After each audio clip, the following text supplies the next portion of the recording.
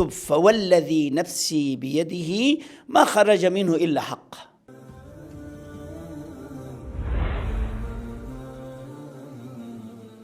السلام علیکم ورحمۃ اللہ وبرکاتہ. الحمدللہ والصلاة والسلام علی رسول اللہ وبعد. ہم نے گزشتہ درس میں یہ بات ثابت کر دیا تھا کہ عربوں میں پڑھنے لکھنے کا رواج نہیں تھا، لیکن اسلام آنے کے بعد یہ پڑھنے لکھنے کا رواج بھرپور طریقے سے شروع ہوا.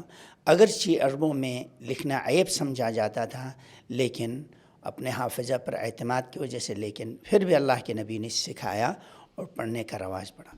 اب سوال یہ ہے کہ اللہ کے نبی نے جہاں قرآن کو لکھنے کا اہتمام کیا، کیا احادیث مطہرہ بھی آپ نے اپنی زندگی میں لکھوایا ہے، یا آپ نے لکھنے کی اجازت دی ہے، یا آپ نے لکھنے والوں پر پابندی لگائی ہے؟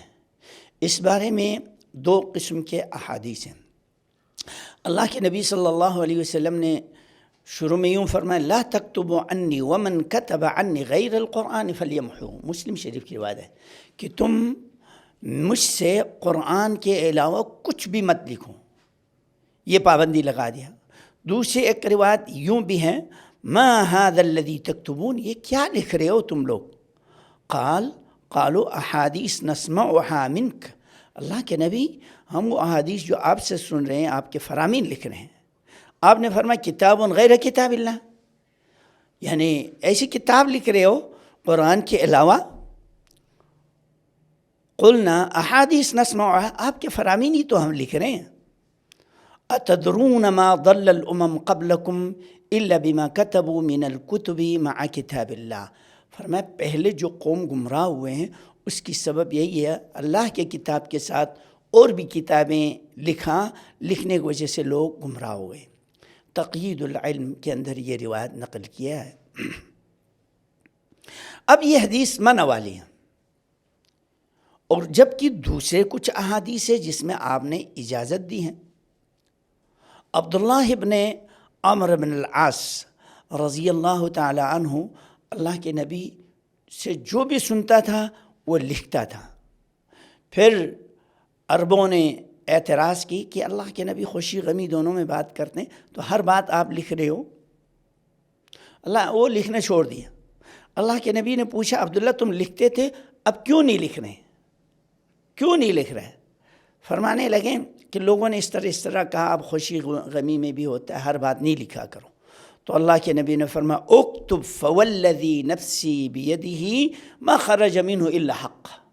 لکھو عبداللہ، لکھا کرو. اس ذات کی قسم جس کے ہاتھ میں میری جان ہے، اس زبان سے کبھی حق کے علاوہ نکلتا ہی نہیں، خوشی ہو غمی ہو. امام دارمی نے اس کو نقل کی، جلد نمبر 1 625 صفحہ پر ہے. کتاب تقیید العلم کے اندر یہ بھی اللہ کے نبی کا فرمان ہے قید العلم بالکتاب. علم کو محفوظ کرو لکھ کر. لکھی ہوئی چیز خراب نہیں ہوتی. اللہ کے نبی نے یہاں پر آرڈر جاری کیا لکھو. اور آپ صلی اللہ علیہ وسلم نے آرڈر جاری کیا کہ صدقات اور دیات اور فرائض اور سنن باقاعدہ لکھوایا اور امت تک پہنچا دے. مختلف قبائل میں یہ روانہ کیے گئے. اور ایک مشہور روایت یہ بھی ہے، ثبوت ہے اللہ کے نبی کے پاس لکھنے والے لوگ تھے، آپ کے فرامین احکامات لکھتے تھے. سیدنا حجۃ الوداع کے موقع پر آپ صلی اللہ علیہ وسلم کے پاس ابو شاہ آئے اور بتایا کہ ہمیں جو ہے نا احکام زکوٰۃ صدقات کے یہ سارے مسائل لکھ کر دے دیں. تو بخاری شریف کی روایت اکتبوا لابی شاہ، آرڈر جاری کیا ابو شاہ کے لیے سارے مسائل لکھ کر دے دو. بخاری شریف کی روایت ہے. اور بخاری شریف کی ایک روایت، اللہ کے نبی دنیا سے جا رہے تھے، اس وقت آپ کی طبیعت قدر گھرانی میں تھے. آپ نے فرمایا ایتونی بکتابا اکتب لکم کتابا لا تضلوا بعدی. مجھے قلم کاپی لے آؤ، میں لکھواؤں تمہیں تاکہ میرے بعد تم لوگ گمراہ نہ ہو جاؤ گے. تو پھر آپ صلی اللہ علیہ وسلم کی تکلیف بیماری میں دیکھ کر صحابہ کرام میں سے بعض نے کہا ابھی اس وقت اس کیفیت میں مناسب نہیں لکھوایا جائے، لیکن قرآن کریم مکمل ہو چکی تھی، مزید لکھوانے کی ضرورت نہیں پڑی۔ اگر لکھوانا فرض ہوتا تو اس موقع پر اللہ کے نبی اپنی ذمہ داری ادا کر دیتے۔ کسی کے کہنے پر، مثال کے طور پر سیدنا عمر نے کہا ابھی نبی صلی اللہ علیہ وسلم تکلیف میں چھوڑو، تو کیا عمر کے کہنے پر اللہ کے نبی اپنی ذمہ داری کو چھوڑیں گے؟ نہیں، آپ کی سارے فرامین پہنچ چکے تھے اور آپ نے ذمہ داری ادا کر دیا تھا۔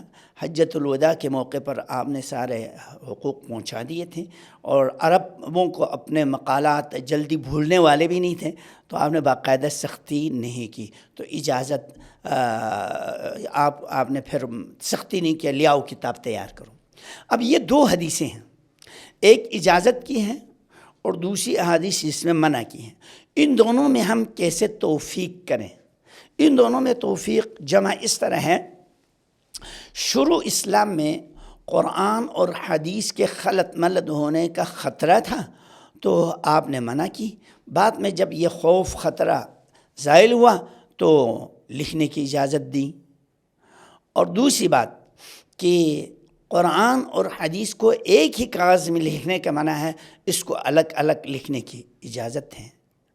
اور تیسری بات النہی عام والاذن خاص لمن یخطئ فی الکتابہ، کہ اجازت جو ہے عام ہے اور نہی عام ہے، منع عمومی طور پر، لیکن کیا لکھنے کی اجازت ان لوگوں کے لیے ہے جو لکھنے میں خلط ملط نہیں کرتا قرآن اور حدیث کے درمیان۔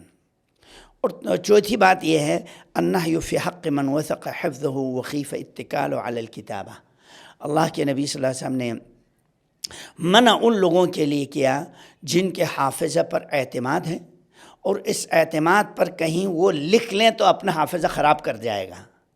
اجازت ان کو دی جن کے حافظہ کمزور ہے وہ لکھیں تاکہ بھول نہ جائے۔ تو اس طرح سے ان احادیث سے یہ ظاہر ہوتا ہے کہ اللہ کے نبی صلی اللہ علیہ وسلم کے دور میں باقاعدہ لکھا جاتا تھا۔ کون لوگ تھے جو بڑے اہتمام کے ساتھ آپ کے قول اور فعل کو یاد رکھتے تھے؟ صحابہ کی کیا کیفیت تھی؟ نبی صلی اللہ علیہ وسلم کے وفات کے بعد آپ کی فرامین کی حفاظت کے لیے کیا کیا محنت کی؟ بات یہ ہے کہ جب اللہ کے نبی کو بتایا بلغ ما انزل الیک، تو نبی کی ذمہ داری تو ادا ہو گئی، یہ ذمہ داری اب صحابہ کے کندھوں پر ہے۔ تو صحابہ نے دین ہم تک پہنچایا اور اللہ کے نبی نے ترغیب دی صحابہ کو اور امت کو، نضر اللہ امرأ سمع مقالتی فحفظها ووعاها ثم اداها كما سمع۔ ابو داؤد ترمذی کی روایت ہے، اللہ کے نبی نے دعا دی، زید بن ثابت کی یہ روایت ہے کہ اللہ کے نبی نے فرمایا اللہ اس آدمی کے چہرے کو سرسبز و شاداب رکھیں جس نے ہماری باتیں سن لی، سننے کے بعد یاد کی اور آگے پہنچا دیا۔ پھر فرمایا رب مبلغ او عام سامع، بعض جو شاگردوں کو سنایا جاتا وہ شاگرد استاد سے بھی زیادہ فقیہ اور فہیم ہوتا ہے۔ اور پھر صلی اللہ علیہ وسلم کا فرمان یہ بھی ہے، ابن عبد البر جامع العلم کے اندر بیان کرتا الا لیبلغ شاہد منکم الغائب، صحابہ سب کو آرڈر جاری کی جو آج حجۃ الوداع کے موقع پر موجود ہیں، وہ جو غائب ہے یہاں نہیں، سب کو پہنچا دینا حق بات، اور اللہ نے کہ نبی کی جو امانت ہے اس کی پاسداری کر لینا۔ صحابہ کرام نے دین کو بڑے اہتمام کے ساتھ امت تک پہنچا دیا، لیکن ساتھ ساتھ یہ بھی وعید سنا دیا من کتم شیئا من العلم، ہاں خبردار کوئی علم چھپا دے قیامت کے دن آگ کا لگام لگایا جائے گا۔ اس لیے چھپاتے نہیں تھے اور بیان کرنے میں بد احتیاطی بھی نہیں کرتے تھے کہ کوئی غلط بات اللہ کی نبی کی طرف نسبت نہ ہو، جیسے کہ بخاری شریف کی روایت ہے، یہ حدیث متواتر ہے، کئی سو راوی اس کے سند کے اندر موجود ہے، پوری کتاب لکھا ہے سیوطی نے، اس سے پہلے لوگوں نے بھی لکھا ہے اس حدیث پر من کذب علی متعمدا فلیتبوأ مقعدہ من النار، بعض روایت میں من کذب علی فلیتبوأ مقعدہ من النار، جس نے مجھ پر جھوٹ باندھا اس کا ٹھکانہ جہنم ہے۔ تو صحابہ اس وعید کو بھی جانتے تھے، اس لیے بیان کرتے ہوئے احتیاط بھی کرتے تھے، تحقیق بھی کرتے تھے تاکہ کوئی غلط بیانی نہ ہو۔ سیدنا ابوبکر صدیق کے دور میں قرآن کا خاص اہتمام ہوا، حضرت عمر کے دور میں بھی قرآن کی پڑھنے پڑھانے پھیلانے کی ترغیب زیادہ ہو گئی، اور انہوں نے اپنے دور میں احادیث کو الگ سے رسمی طور پر قانونی طور پر لکھنے لکھوانے کا کام نہیں کیا، اس لیے کہ قرآن کا اہتمام میں کمی نہ آ جائے۔ لیکن بعض لوگوں نے الزام لگایا ہے کہ ابن مسعود، ابو ذر، ابو ہریرہ کو بند کر دیا تھا کہ یہ حدیثیں بیان نہیں کرے، مگر یہ قول بالکل درست نہیں ہے۔ امام ابن حزم نے اس بات کو جو ہے نقل کیا ہے کہ ابراہیم بن عبد الرحمن بن عوف عمر سے روایت کرتا ہے رضی اللہ عنہ کہ حضرت عمر نے ان لوگوں کو بند کر دیا تھا۔ یہ ابراہیم بن عبد الرحمن کی ولادت جب ہوئی اس وقت یہ چھوٹے تھے، حضرت عمر دنیا سے فوت ہو گئے۔ سن 95 میں یہ فوت ہوا ہے ابراہیم، اور اس کی کل عمر 75 سال تھے۔ اس اعتبار سے 20-22 سال ہجری میں یہ بالکل چند سال کا بچہ تھا، تو کیسے انہوں نے حضرت عمر سے سنا؟ تو یہ انقطاع ہے، درست نہیں ہے کہ انہوں نے سیدنا عمر سے سنا اور پابندی لگایا ہو، یہ دھرے لگایا ہو، یہ سب غلط۔ ہاں، لیکن یہ ہیں سیدنا ابو بکر صدیق بھی احتیاط کرتے تھے، سیدنا عمر بھی احتیاط کرتے تھے، کوئی بات لے کے آتے حدیث پوچھتے تھے، اور بھی کوئی آپ کو اس بات کی تصدیق کرنے والے ہیں؟ تو سیدنا ابو بکر کے پاس ایک بڑھیا خاتون آئی جو دادی ہیں کہ آئے میرے لیے کوئی میراث میں حصہ ہے؟ تو حضرت ابو بکر نے فرمایا قرآن میں تو کوئی ذکر نہیں، حدیث میں میرے پاس علم نہیں ہے۔ پھر صحابہ کرام سے پوچھا، سیدنا مغیرہ بن شعبہ رضی اللہ تعالیٰ عنہ نے بتایا اللہ کے نبی نے ان کو 6واں حصہ دیا ہے۔ پوچھا اور بھی کوئی صحابی تمہارے ساتھ اس بات کی تصدیق کرنے والا ہے؟ تو محمد بن مسلمہ نے اس بات کی گواہی دی، ہاں یہ 6واں حصہ اللہ کے نبی نے دی، قرآن میں اس کا حصہ ذکر نہیں۔